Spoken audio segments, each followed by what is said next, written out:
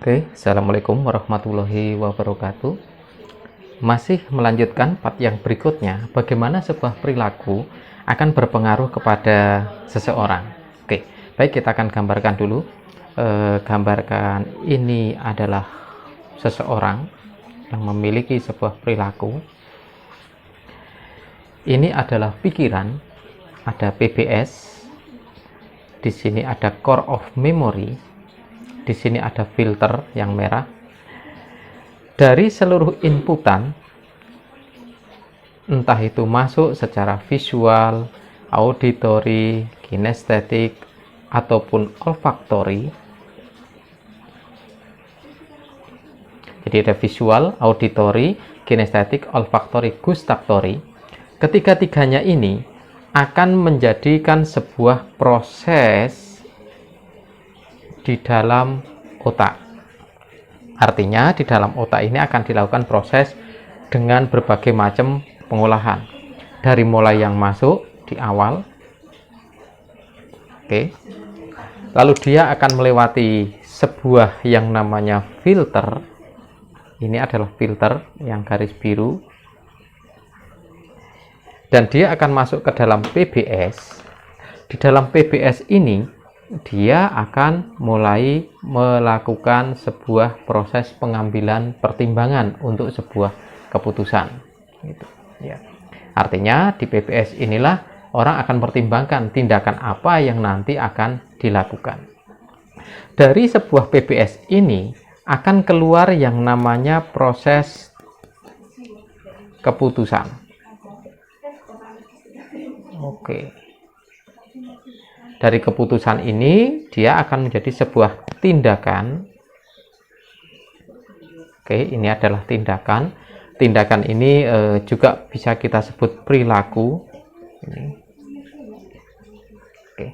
Perilaku yang itu sering muncul, sering terjadi, ini akan menjadi yang namanya habit atau kebiasaan. Ya, ini yang namanya habit, sering disebut dengan namanya juga behavior. Behavior yang muncul sering ini akan menjadi bentuk label. Kenapa dikatakan label? Di label ini berarti dilihat oleh orang lain. Ini ada mata yang melihat orang lain. Label ini sehingga di otak orang lain ini akan menjadi sebuah persepsi orang lain terhadap diri seseorang. Ini kenapa? Karena melihat tindakan itu terus-menerus. Sebuah perilaku yang grafiknya lebih tinggi atau lebih banyak. Ini kalau kita lihat grafiknya. Maka titik-titik yang grafiknya banyak seperti ini akan menjadi sebuah yang namanya label. Karena biasanya yang sering terjadi atau yang banyak ini akan terlihat oleh seseorang atau oleh orang lain. Karena ini maka akan menjadi bentuk labeling di dalam pikiran manusia yang lainnya. Label ini sering menjadi sebuah habit, sering menjadi sebuah persepsi seseorang terhadap habit kita, sehingga ada orang disebut, oh ini akan menyebut seseorang menjadi baik, akan menyebut menjadi ramah, baik yang positif ataupun yang negatif semuanya akan keluar dari orang lain. Ini yang disebut dengan yang namanya sebuah label yang ada dalam diri seseorang ini. Oke. Bagaimana kalau ada kebiasaan orang tetapi tidak pernah terlihat orang lain? Maka tidak akan menjadi sesuatu apa, karena tidak akan pernah dilihat sebagai label, karena tidak terlihat. Karena tidak terlihat, maka tidak akan menjadi label. Dia punya sifat buruk, tapi sifat buruknya hanya dilakukan ketika nggak ada orang sama sekali kelihatan. Oke, sehingga tidak disebut sebagai sebuah label. Ada orang yang rajin ke masjid. Setiap hari kelihatan ke masjid, setiap adzan ke masjid, setiap adzan ke masjid. Karena terlihat oleh orang di sini, maka dia akan disebut sebagai seorang yang rajin ke masjid. Ini merupakan label. Pada kondisi tertentu, label ini sering akan berpengaruh terhadap yang namanya nasib. Kok kenapa berpengaruh terhadap nasib? Karena ini akan memiliki sebuah citra-citra yang orang lain punya persepsi. Persepsi orang lain itulah yang akan menyebut dia, mempercayai dia, dan lain-lainnya. Ini akan bisa dipercaya oleh orang lain karena dia memiliki label.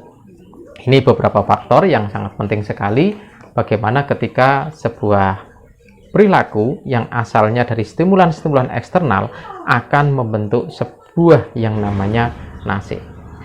Dari visual, auditori, dan kinestetik ini yang muncul, maka akan keluar menjadi sebuah output keputusan. Ini disebut sebagai stimulan. Dan ini sebagai sebuah output. Proses untuk memutuskan sebuah tindakan atau proses untuk mengambil mana tindakan paling tepat ini ada di dalam pikiran sini semuanya.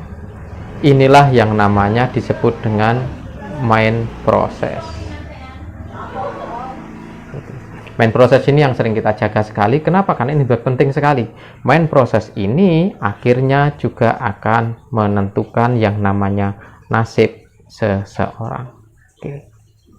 Sehingga ketika kita memiliki seorang anak ini akan kita isi, apapun yang terisi di dalam sini, maka akan membawa pengaruh terhadap kehidupan keseluruhannya ini. Oke, saya rasa sekilas itu yang bisa kita jelaskan lagi melipat berikutnya dari yang tadi disampaikan di awal. Semoga memberikan manfaat barokah untuk kita semuanya. Allahumma amin. Tetap bersama dengan saya Yan Subianto di www.nlpgreatparenting.com atau di kontak saya 0812 2610050. Wassalamualaikum warahmatullahi wabarakatuh.